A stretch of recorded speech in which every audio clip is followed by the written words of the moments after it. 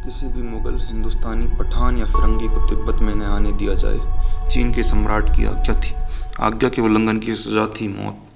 सन 1861 से सन 1864 के बीच कश्मीर से और लद्दाख के बीच पर्वतों से बाकायदा कुछ सर्वेक्षण किए गए थे, मगर ब्रिटिश भारत की सीमा के पार चीनी और तिब्बती सीमा रक्षकों का सख्त पहरा था और अंग्रेज सर्वेक्षणकर्ता उसे नहीं लांघ सकते थे। तब अंग्रेजों ने यह उक्ति सोची कि सीमावर्ती क्षेत्र के चतुर आदमियों को छद्म व्यापारियों और तीर्थयात्रियों के रूप में तिब्बत, मंगोलिया और नेपाल और हिमालय प्रदेशों में भेजा जाए। ऐसे लोगों को जो ट्रेनिंग दी जाती थी वह अत्यल्पकालीन और आरंभिक किस्म की होती थी। फिर भी इन्होंने बहुत ही मूल्यवान और रोचक जानकारी लाकर दी। सेक्सटेंट और कंपास का उपयोग करना और तारों को पहचानना व पानी उबालने के द्वारा पहाड़ी स्थानों की ऊंचाई का हिसाब लगाना सीखे हुए थे। ये आरंभिक खोजी जिस उत्साह और बेफिक्री से इन लंबी खतरों भरी यात्राओं पर निकल पड़ते थे वह अचरज की चीज़ थी। उस समय तिब्बत और दक्षिण एशिया के नक्शे उपलब्ध थे। वे आरंभिक यात्रियों के किस्सों और इन गिने चुने चीनी मानचित्रों पर आधारित थे।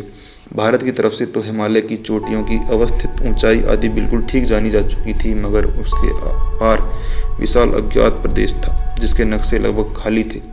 सांगपो नदी मार्ग और ल्हासा की भौगोलिक स्थिति दोनों की अटकल के विषय थे।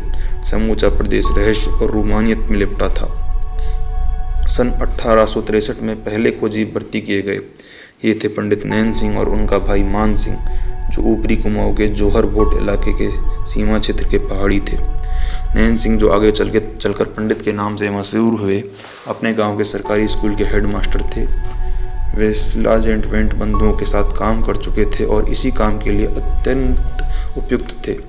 उनका अपना गांव 14,000 फुट की ऊंचाई पर हिमनदों के बीच बसा हुआ था और उनके गर्मियों में लोग वहां रहते थे। यह तिब्बती व्यापार की बड़ी मंडी थी और नैन सिंह का तिब्बतियों से सदा संपर्क रहता था। वे उनकी भाषा व रस्मों रिवाजों से परिचित थे। उन्हें 1864-65 में देहरादून से रवाना किया गया। उद्देश्य था गरतोक से ल्हासा की सड़क का सर्वेक्षण करना, मानसरोवर के समीप सांगपो के उद्गम से लेकर उस नदी का प्रवाह मार्ग देखना और ल्हासा की भौगोलिक स्थिति निर्धारण करना। पंडित ने भूसहरी व्यापारी का वेश बनाया और अपने साथ सेक्सटेंट, प्रिज्माकार और जेबी कंपास, ताप मापक और अक्षांश देशांतर मापक, जेब घड़ी व सादी घड़ी लेकर प्रस्थान किया। उन्होंने 1200 मील के मार्ग का सर्वेक्षण किया, उद्गम से लेकर ल्हासा नदी के संगम तक सांगपो का मार्ग नक्शे का अंकित किया और 31 स्थानों पर भौगोलिक अवस्थिति तथा 33 स्थलों की ऊंचाई निर्धारित की। धर्मप्राण तिब्बतियों की तरह पंडित नैन सिंह सर्वदा जपमाला और प्रार्थना चक्र साथ रखते थे। वे जो भी नक्शे आदि बनाते इसमें ठूंस लेते। चुंगी, अवसर, प्रार्थना चक्र की कमी तलाश नहीं लेते थे। प्रार्थना चक्र घुमाते समय कोई टोकता भी नहीं था। इस तरह वे अपने कदम निरंतर गिनते रहते और अपने दस्तावेज भी सुरक्षित रखते। पंडित की जपमाल में 108 के बजाय 100 ही मनके थे। प्रत्येक 10वां मनका बाकी मनकों से काफ़ी बड़ा था। हर 100 कदम पर एक मनका पंडित गिराते और प्रत्येक बड़ा मनका 1000 कदमों का सूचक होता। इस तरह बड़ी शुद्ध नाप होती दूरियों की। उन्होंने यात्रा डायरी भी रखी जिससे वे वहाँ की भूमि और निवासियों का विवरण लिखा करते थे। उन्होंने लिखा है कि तासिल हुनपो मठ में उन्होंने सोने, चांदी और रत्नों से मढ़ी हुई मूर्तियाँ देखी। वहाँ के बड़े लामा सारे तिब्बतियों में देवीय अवतार माने जाते थे। कहा जाता था कि वे दूसरे के मन के विचारों में देवीय अवतार माने जाते थे। कहा जाता था कि वे दूसरे के मन के विचारों को जान लेते थे।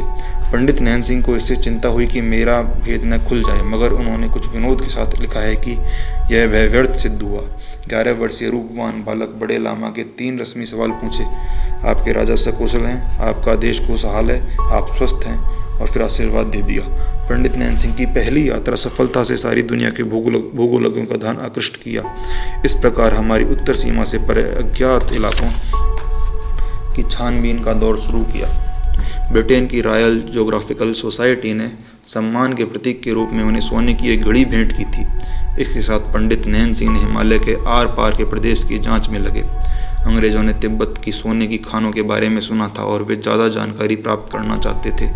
पंडित नैन सिंह 11 आदमी, 12 गधे और 1 खच्चर लेकर मसूरी से चले और बद्रीनाथ पहुंचे, मगर उन्होंने पाया कि दर्रा बंद पड़ा है। अंत में उन्होंने 18,570 फुट ऊंचे माना दर्रे से हिमालय को पार किया और एक अद्भुत झूला पुल से सतलज नदी के पार करके तोतलिंग पहुंचे।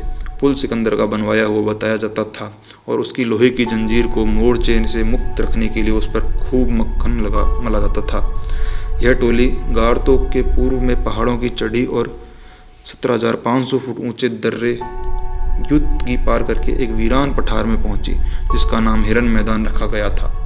बर्फ गिर रही थी और सोने की मुख्य खदान थोक जालुंग पहुंचने में टोली को बहुत समय लगा। नैन सिंह लोगों को पटाने में बहुत कुशल थे। शीघ्र थोक जालुंग के सरदारों से उनकी अंतरंग मैत्री हो गई।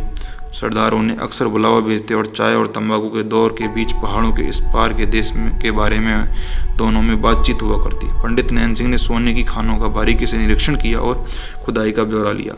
सोने का भाव 30 रुपये तोले से जरा कम था।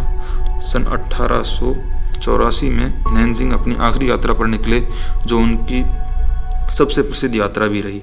अब तक वे बहुत प्रसिद्ध हो गए थे और अपनी असलियत छिपाए रखने के लिए जरा कठिन था। फिर भी तिब्बती लामा का वेश बनाकर वे लद्दाख से सुप्रसिद्ध उत्तरी पथ से लासा तक चले गए।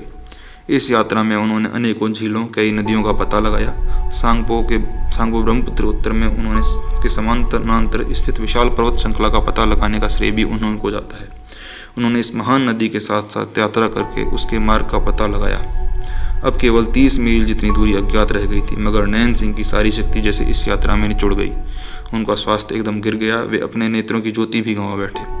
उन्हें पेंशन लेकर सेवानिवृत्त होने की छुट्टी दी गई। यूरोप की प्रमुख भूगोल परिषद ने उन्हें पदकों और प्रशस्तियों से लाद दिया। ब्रिटिश सरकार ने उन्हें CIE की उपाधि दी। पंडित नैन सिंह अन्वेषणकर्ताओं के सिरताज थे, अथक साहसी, अदम्य जिज्ञासा से भरे। कोई बाधा या विफलता उनके कुतूहल को ठंडा नहीं कर सकती थी। मठ, मंदिर, युद्ध और फसाद, हाट बाजार, भाषा, बोली, धर्म, रस्म रिवाज, खदानें आदि सभी के विषय में जो भी जानकारी मिलती, उसे वे मन में भर लेते और अपनी यात्रा पोथी में